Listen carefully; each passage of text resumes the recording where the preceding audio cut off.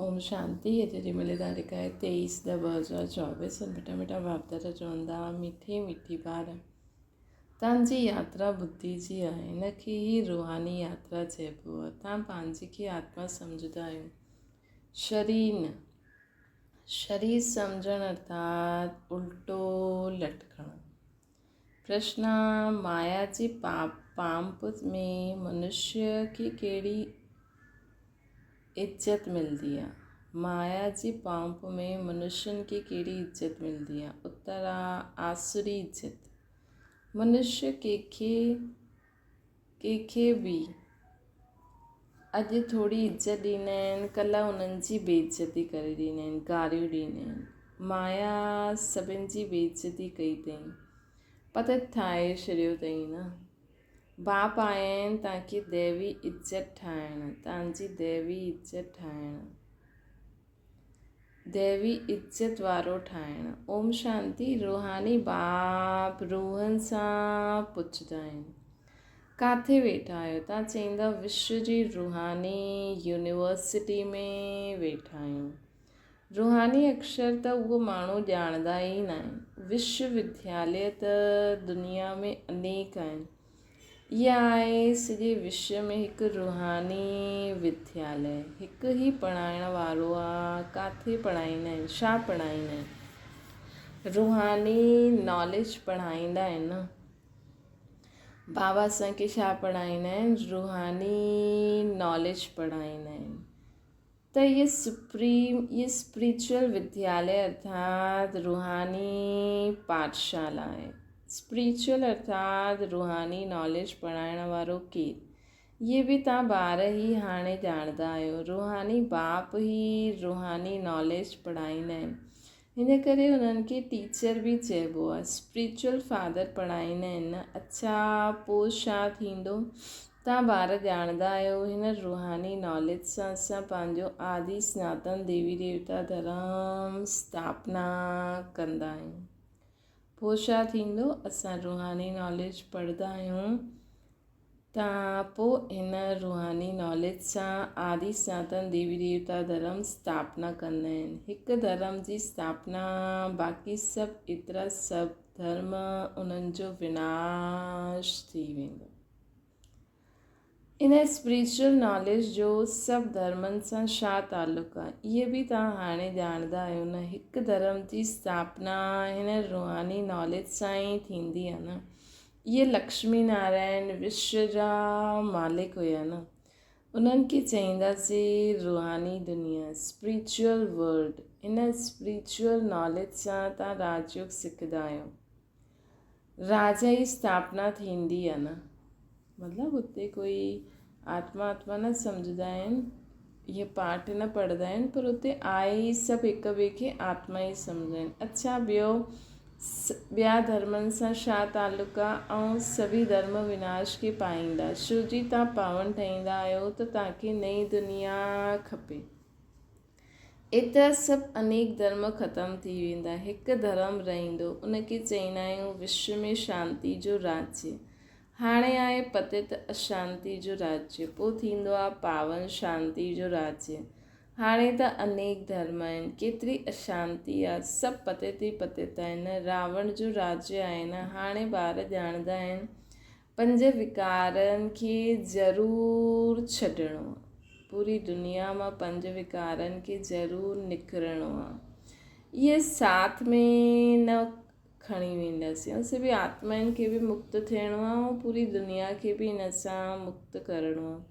आत्मा सुठा व बुरा संस्कार खणी वेंदी आहे। हाणे बाप तव्हां ॿारनि खे पवित्र ठहिण जी ॻाल्हि ॿुधाइनि था। हुन पावन दुनिया में कोई बि दुख न हूंदो आहे, थींदो आहे। इहे स्पिरिचुअल नॉलेज पढ़ाइण वारो केरु? Spiritual father. सभी आत्माउनि जो बाप आहे न। स्पिरिचुअल फादर छा पढ़ाईंदा आहिनि? Spiritual knowledge. हिन में कोई बि किताब आदि जी दरकार न आहे। सिर्फ़ु पंहिंजे खे आत्मा सम्झी बाप खे यादि करिणो आहे, पावन ठहिणो आहे न। बाप खे यादि कंदे कंदे अंत मथे सुगति थी वेंदी। इहे यादि जी यात्रा आहे न। यात्रा अक्षर सुठो आहे, उहो आहे जिस्मानी यात्राऊं, इहा आहे रूहानी यात्रा। हिते असां सभु कुझु ॾिसंदे हुए ॿुधंदे हुए, मतिलबु बाबा त चईंदा आहिनि ॾिसंदे हुए न ॾिसो, ॿुधंदे हुए न ॾिसो, पर जेको बि दुनिया में आहे हुननि जे विच में रहंदे हुए बि असांजी बुद्धि बाबा वटि लॻी रहे। असां बाबा आत्मा परमात्मा जी संतान हिन सृष्टि ते कमु था करूं त असांजा संकल्प बोल कर्म बाप समान थी वेंदा। इन खे चइबो आहे रूहानी यात्रा। उन में त पैदल वञिणो पवंदो आहे, हथ पांव हलाईंदा आहिनि, हिन में कुझु न आहे, सिर्फ़ु यादि करिणो आहे। भले किथे बि घुमो फिरो, उठो वियो, पंहिंजे खे आत्मा सम्झी बाप खे यादि करो। डिफ़िकल्ट ॻाल्हि न आहे, सिर्फ़ु यादि करिणो आहे। इहा त रियलिटी आहे न। अॻियां तव्हां उल्टा हलंदा रहंदा हुयो। पंहिंजे खे आत्मा जे बदिले असां ख़ुदि खे शरीर सम्झूं न। शरीर सम्झण सां हिनखे चइबो आहे उल्टो लटकणु। पंहिंजे खे आत्मा सम्झणु इहो आहे सुल्टो। अल्लाह जॾहिं ईंदा आहिनि तॾहिं अची करे पावन ठाहींदा आहिनि। अल्लाह जी पावन दुनिया आहे, रावण जी पतित दुनिया आहे। देह अभिमान में सभई उल्टा थी विया आहिनि। हाणे हिकु ई बार देही अभिमानी ठहिणो।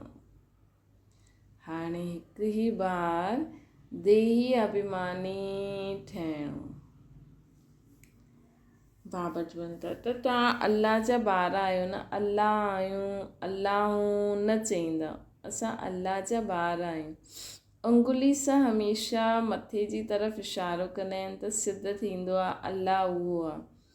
त हिते ज़रूरु ॿी चीज़ आहे, असां हुन अल्लाह बाप जा ॿार आहियूं, असां भाउ आहियूं न। अल्लाह चइण सां पोइ उल्टो थी वेंदो आहे कि असां सभु बाप आहियूं, परंतु न, बाप हिकु ई आहे, उन्हनि खे यादि करिणो आहे। अल्लाह एवर प्योर आहे। अल्लाह ख़ुदि वेही पढ़ाईंदा आहिनि। थोरी सी ॻाल्हि में मनुष्य केतिरो मूंझंदा आहिनि। शिव जयंती बि मल्हाईंदा आहिनि। श्री कृष्ण स्वर्ग जो पहिरियों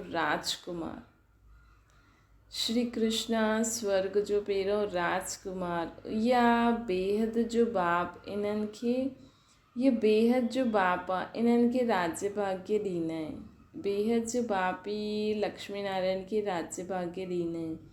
बाप जो नई दुनिया स्वर्ग स्थापना कंदा आहिनि। उन्हनि में श्री कृष्ण नंबर 1 प्रिंस आहे। बाप ॿारनि खे पावन ठाहिण जी युक्ति ॿुधाईंदा आहिनि। ॿार ॼाणंदा आहिनि स्वर्ग में ज़रूरु वैकुंठ विष्णुपुरी चईंदा आहियूं स्वर्ग खे, उहो पास्ट थी वई, पोइ फ्यूचर थींदो। हाणे फ्यूचर उहो ई आहे, असांजो चक्र फिरंदो ई रहंदो आहे। इहे ज्ञान हाणे तव्हां ॿारनि खे मिलंदो आहे। इहे धारण करे पोइ ॿियनि खे बि कराइणो आहे। हर हिक खे टीचर ठहिणो आहे। ईअं न कि टीचर ठहिण सां लक्ष्मी नारायण ठही वेंदो, न। टीचर थियण सां तव्हां प्रजा में अची वेंदव। जेतिरो ॾाॾनि जो कल्याण कंदव ओतिरो ऊच पद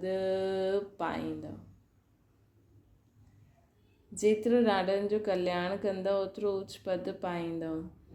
बाबा चवनि था स्मृति रहंदी। बाप चईंदा आहिनि ट्रेन में ईंदा आहियो त बि बैच ते सम्झायो।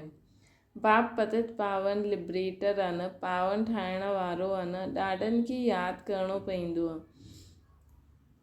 त अॼु बाबा ट्रेन में सर्विस करिणो आहे। जानवर हाथी घोड़ा आदि कच्छ मच्छ जो बि अवतार चई ॾींदा आहिनि न। बाबा खे रोज़ु माण्हू केॾियूं गारियूं ॾींदा आहिनि। कॾहिं हाथी ते ठाहे छॾींदा आहिनि, कॾहिं घोड़ो, कॾहिं सांप, अलाए छा चईंदा रहंदा आहिनि, है न। त बाबा चवनि था पावन ठाहिण वारा आहियो न तव्हां बि बाबा जीअं। ॾाॾनि खे यादि करिणो पवंदो आहे। दुनिया में बाबा चईंदा आहिनि दुनिया में माण्हुनि खे ॾाॾनि खे यादि करिणो पवंदो आहे। श्री बाबा खे ॾाढा अवतार ॾेई छॾिया अथनि। उन्हनि जी पूजा कंदा रहंदा आहिनि। सम्झंदा आहिनि भॻवानु सर्वव्यापी अर्थात सभिनि में आहे।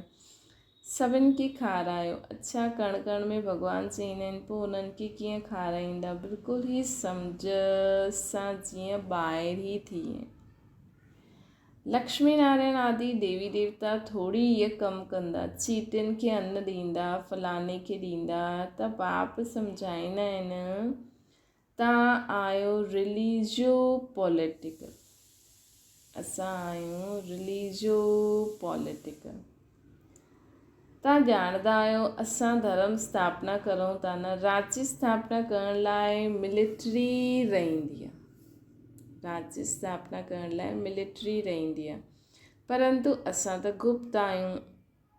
तव्हांजी आहे स्पिरिचुअल यूनिवर्सिटी। सॼी दुनिया जा जो बि मनुष्य मात्र आहिनि सभु हिन धर्मनि सां निकिता आहिनि। पंहिंजे घर वेंदा, उहे सभु जो निकिता आहिनि उहे सभु पंहिंजे घर हली वेंदा। आत्मायूं हली वेंदी, उहा आत्माउनि जे रहण जो घर आहे। हाणे तव्हां संगम युग ते पढ़ो था, पोइ सतयुग में अची करे राज्य कंदा, ॿियो कोई धर्म ई न हूंदो। गीत में बि आहे न, बाबा तव्हां जो ॾींदा आहियो उहो ॿियो कोई न ॾेई सघे। सॼो आसमान सॼी ही धरनी असांजी रहंदी आहे। सॼे विश्व जा तव्हां मालिक ठही वेंदा। इहे बि हाणे तव्हां सम्झंदा आहियो। नई दुनिया में इहे सभई ॻाल्हियूं भुलिजी वेंदियूं अचे। इनखे चइबो आहे स्पिरिचुअल नॉलेज। त बाबा असांखे घड़ी घड़ी इहे सम्झाइनि था कि असां रूहानी स्पिरिचुअल नॉलेज था पढ़ूं। असां स्टूडेंट आहियूं, असां टीचर बि आहियूं। तव्हां ॿारनि जी ॿुधी में आहे कि असां हर 5000 वर्ष पोइ राज्य वठंदा आहियूं। तव्हां ॿारनि जी ॿुधी में आहे कि असां हर 5000 वर्ष पोइ राज्य वठंदा आहियूं, पोइ गवाईंदा बि आहियूं। ये 84 जो चक्कर फिरंदो ई रहंदो आहे। त पढ़ाई पढ़णी पए तॾहिं त वञी सघंदासीं न। 84 जे चक्कर में शुरू खां जन्म वठूं, ऊच पद पायूं, उहो कॾहिं थींदो? जॾहिं असां पढ़ंदासीं तॾहिं त असां ऊच पद पाईंदासीं न। पढ़ंदा न त नई दुनिया में वञी न सघंदा। हुते त लिमिटेड नंबर आहिनि, नंबरवार पुरुषार्थ। ॾिसो किथे किथे कंहिं कॉलेज में लिमिटेड सीट हूंदी आहे न, हिते शुरू जा सिर्फ़ु 9 लख। केॾी लिमिटेड सीट आहे पूरे विश्व जी आत्माउनि जे लाइ। ऐं त्रेता अंत ताईं 33 करोड़। एॾी सारी आत्माउनि में न कंहिं कॉलेज में थींदी आहे न first list, second list, third list. त जीअं IIT या अहिड़े कॉलेज में, वॾे कॉलेज में ईअं न कि वॾे कॉलेज में सिर्फ़ु पैसे वारा ई वञी सघंदा आहिनि। कई ग़रीबनि जे लाइ बि सीट फिक्स थींदी आहे। ऐं हिते त सभु ग़रीब, बाबा त चईंदा आहिनि ग़रीब ई ऊच पद पाईंदा आहिनि। पहिरीं लिस्ट सतयुगी शुरू में 9 लख में लिमिटेड सीट आहे न।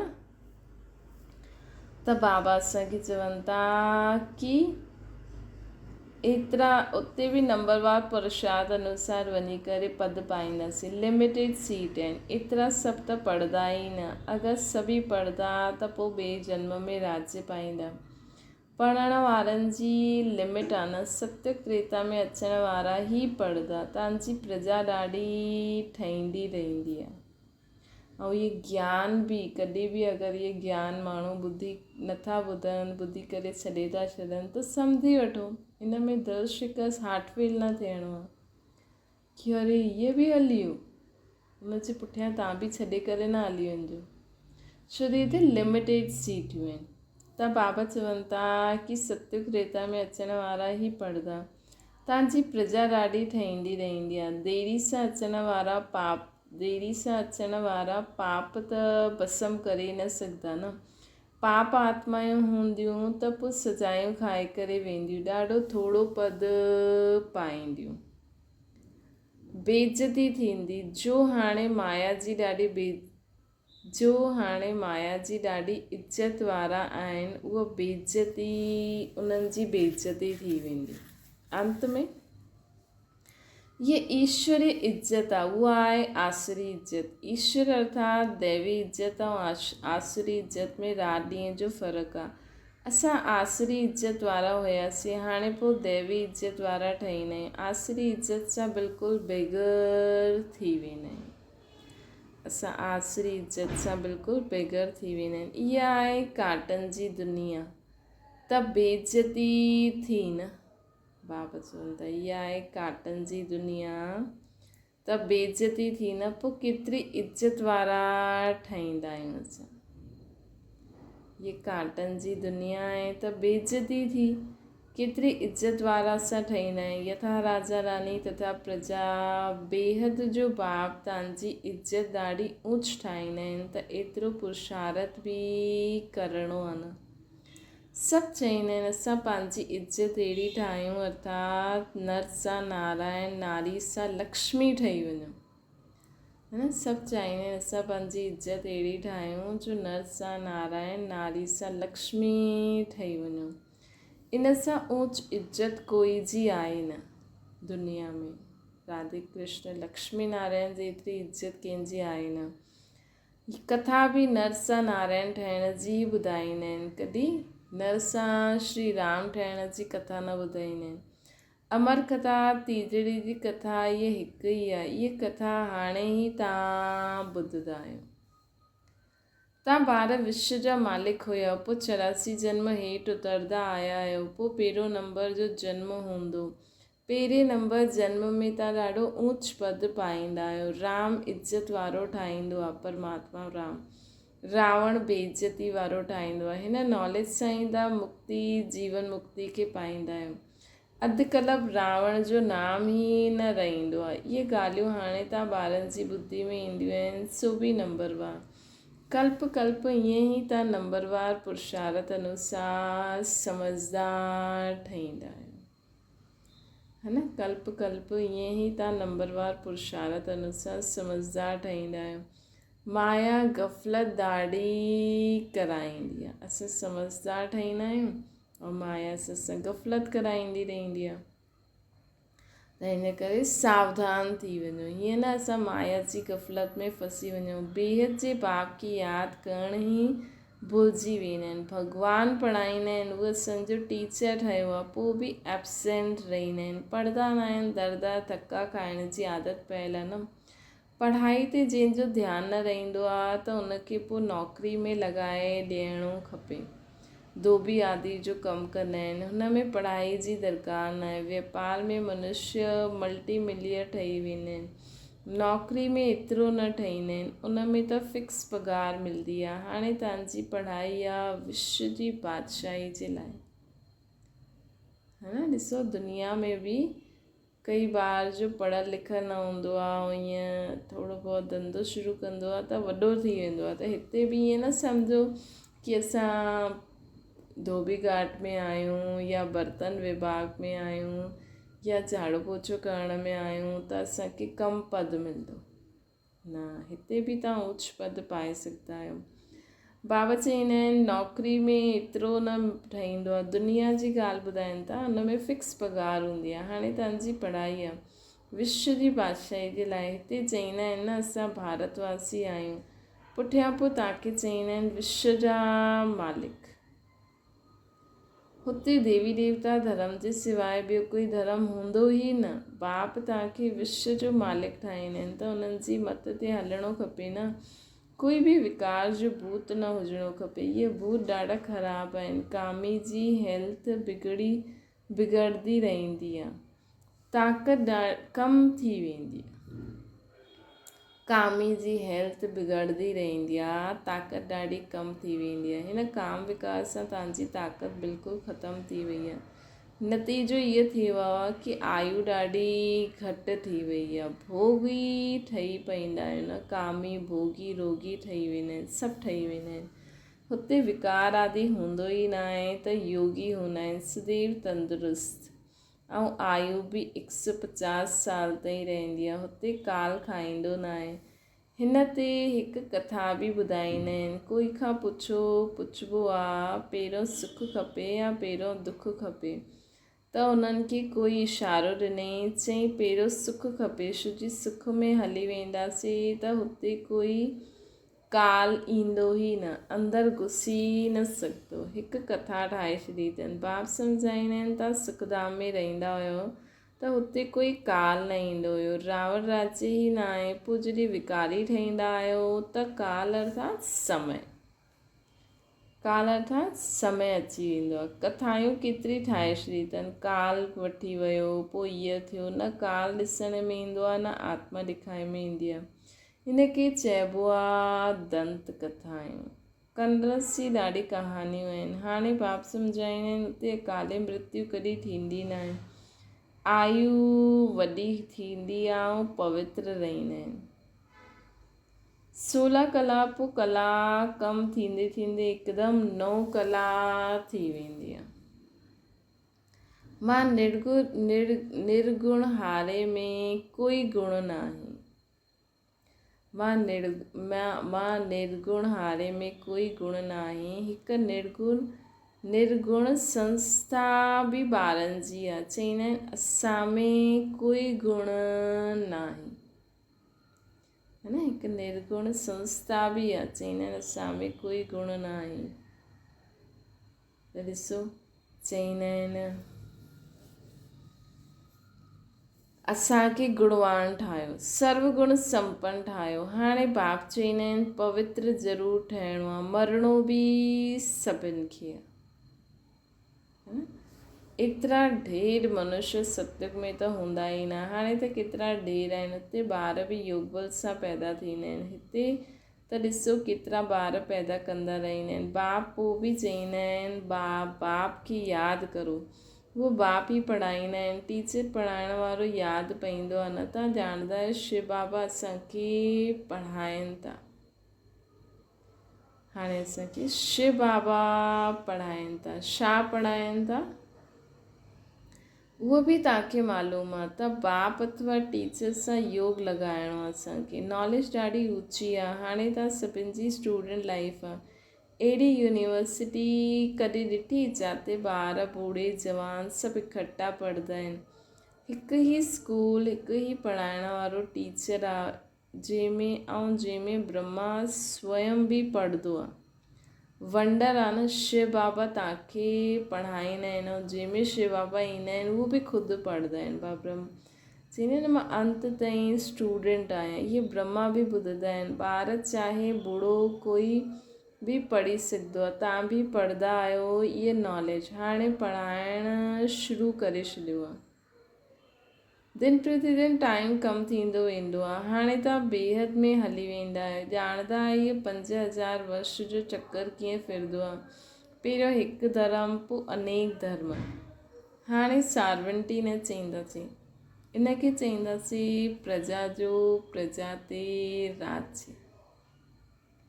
अञा सॉवरेंटी मतिलबु राजा ई न आहे। हाणे प्रजा जो प्रजा ते राज्य आहे। पहिरियों ॾाढा पावरफुल धर्म हुया, सॼे विश्व जा मालिक हुया। हाणे त अधर्मी ठही विया आहिनि। कोई धर्म ई न आहे। सभिनि में 5 विकार आहिनि। बेहद जो बाप चईंदा आहिनि ॿार सभु धैर्य धरो। बाक़ी थोरो समय तव्हां हिन रावण राज्य में आहियो। सुठी रीति पढ़ंदव त पोइ सुखधाम में हली हलंदव। इहे दुखधाम आहे न। तव्हां पंहिंजी शांतिधाम और सुखधाम खे यादि करो। हिन दुखधाम खे भुलिजंदा वञो। आत्माउनि जो बाप डायरेक्शन ॾींदा आहिनि। हे रूहानी ॿार हिन ऑर्गन्स द्वारा ॿुधनि था। हे रूहानी ॿार हिन ऑर्गन्स द्वारा ॿुधनि था। तव्हां आत्माऊं सभु सतयुग में सतो प्रधान हुयो। तव्हांजो शरीर बि फर्स्ट क्लास सतो प्रधान हुयो। तव्हां ॾाढा धनवान हुयो। पोइ पुनर्जन्म वठंदे हाणे तव्हांजी छा हालति थी वई आहे। राति ॾींहं जो फ़र्क़ु आहे न।